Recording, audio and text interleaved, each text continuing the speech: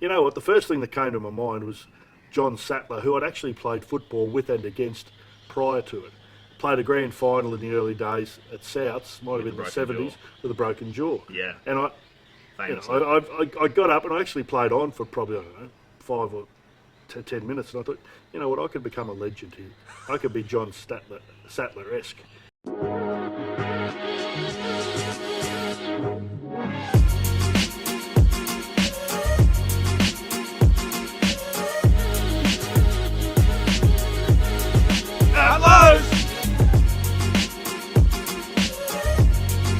So today we're talking about rugby league, and I've got next to me here a man who's been synonymous with the game on and off the field for many years, the big man, Dale Broman. Hey mate.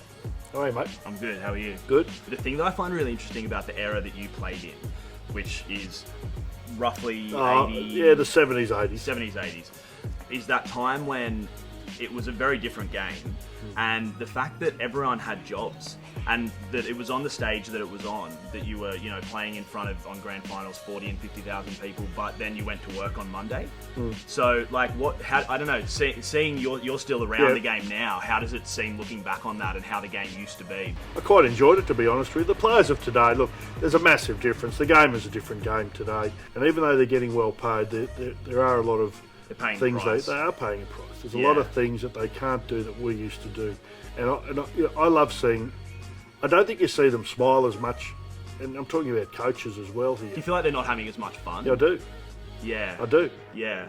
I think they're under incredible scrutiny and under incredible pressure. And do you think that maybe pushes them to extremes when you see like the Todd Carney thing, and there's all sorts of incidents that have happened over the years, you know, there's too many to name. Do you think it's maybe them cracking under pressure and doing things that they... Oh, possibly. I think what happens in today's game is you don't want people with any sort of personality. For some reason, the guys with a bit of personality or a bit different or a bit out there, they get basically run out of the game. They've got to toe the line. Something I'm sure you would have imagined would have come up, which is Les Boyd and that whole thing. So talk about that a little bit, just to sort of get into that. So for those that don't know... Well, it happened in 1983. It was in a State of Origin game. It was the first game of the 83 period. To me, it was the biggest game of my life at that stage. I hadn't played any grand finals up to then, as in senior football, and it was a massive honour for me to be picked. And we'd gone out there. I was hopeful I'd play well, and unfortunately I had my jaw broken in that game. And actually, people don't know this, Les Boyd, when I was in the shed, I went off and my dad came down to see me, so there was only 2 of us, I think, in the Queensland sheds at the time, and I was having a shower, I think, and I was just getting out of the shower, and Les Boyd walked into the room out of nowhere. I think he must have been sin-bitten later in the game for some various reason, and he did apologise.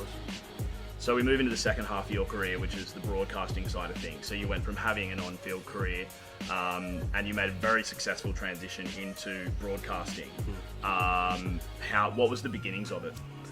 I got a call from Ray Hadley, who rang me one day saying they were looking for someone to be part of their team, and they at the time were number 1 in the calling game. And I thought, I remember saying to him, I said, Ray, I can't do it, I'm pretty loyal, I'm going to stick with what I'm doing. He said, we'll give you $500 a day. And I think in those days I was getting $150 a day doing what I was doing. I thought, okay, I'll do it. If it makes money, it makes sense. So the money talked me into it, and as I say, the rest is history. So intermittently with the broadcasting stuff, there was also obviously the Footy Show.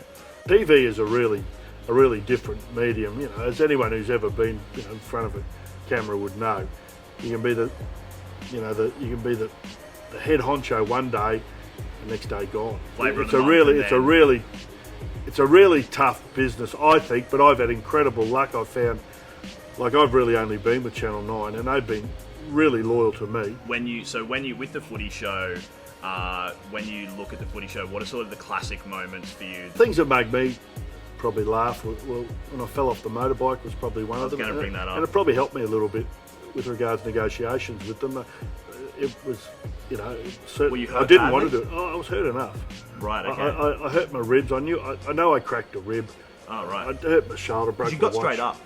I got straight up, but that's sort of adrenaline, I think, and also it's a bit like, talking back about the concussion type thing. You get up, you don't want to appear as though you're hurt, but it did hurt.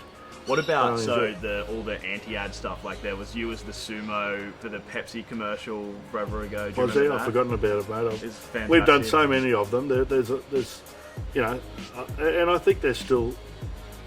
I think the people, the punters out there quite like the anti-ads. Yeah, I think we'll be continuing to do them. Yeah. So I think they're a bit of fun. As long as you pick the right ad. Have there been stuff, because I think you are so game, you've been such a good sport about you. It seems like you'll do anything. Well, I've changed as I've got older now. I jumped off a 10-metre tower a few years ago with Michael Slater. We jumped off into the water, and that actually did hurt. If you've ever tried to jump off a tower, when they first said to me, "I want you to jump off a 10-metre tower," I thought, you know, you look at the ground, you think 10 metres, that's not that far. Yeah. But when you go up vertical, it's further than you think. Yeah. And I've got to say, I was quite nervous about that.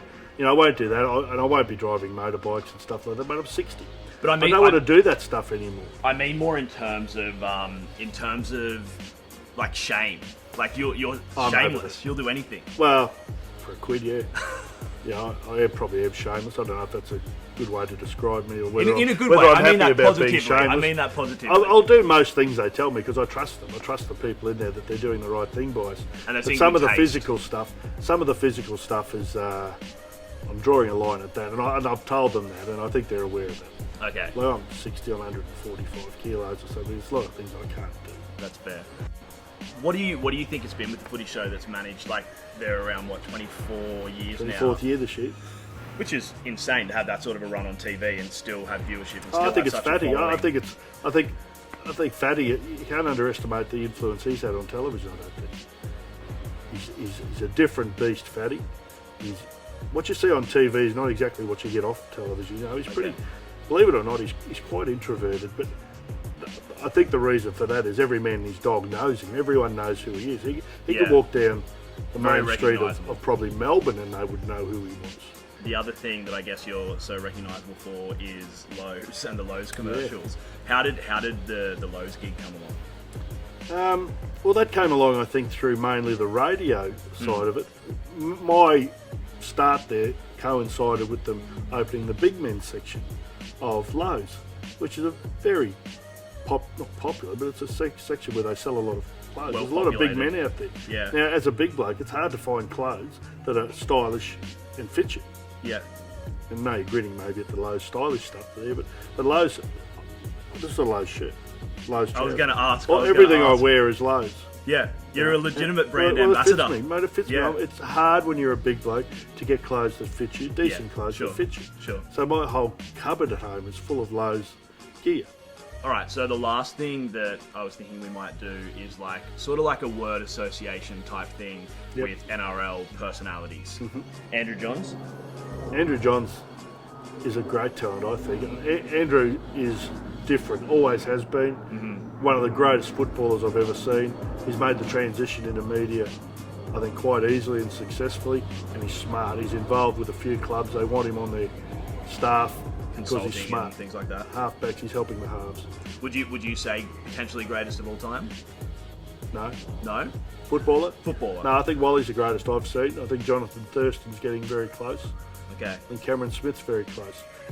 So this one's a funny one. Alan Robinson, aka Robbo. Well, Robbo's quite mad. He's a one of a kind, not knowing him to seeing him on TV. Yeah, no, he's quite mad. Not a bad bloke. When I had things to do with him, I always found him pretty good. Always enjoyed him, but he is quite mad. He's quite successful in his own right. I think he's done fairly well. What's he doing now? I knew he had. I think he's been involved in a couple of businesses. I think he's had hotels. So of course. I haven't seen Robbo for probably 5 years, but last time I saw him, he was doing well. I hope you're still doing well, mate. He's a funny bugger. So last one, Erin Molan. She's an extreme talent. She's done a great job. Not only for herself, but I think for women in general in sport. I really enjoy working with her because she's very natural. Yeah. And she seems very comfortable in that world. She's very comfortable. And it's not easy. It's not easy for a female. You know, if you would have said to me, 6 or 7 years ago, we'd have a female co-hosting the Footy Show, I think we all would have looked at you and thought, no, this bloke's an idiot. But she has. She's done the hard yards. She's got there on merit, and now she's made her way into a pretty prestigious job, and she's doing a wonderful job with it. So. And it's the evolution of the show. It's the show keeping up to date. And and she does her being homework, diverse mate. She and- probably, out of all of us, she probably does her homework more than any of us. I think that's about it. Good on you, mate. So thank you. I appreciate My it. pleasure. Cheers, mate. Good.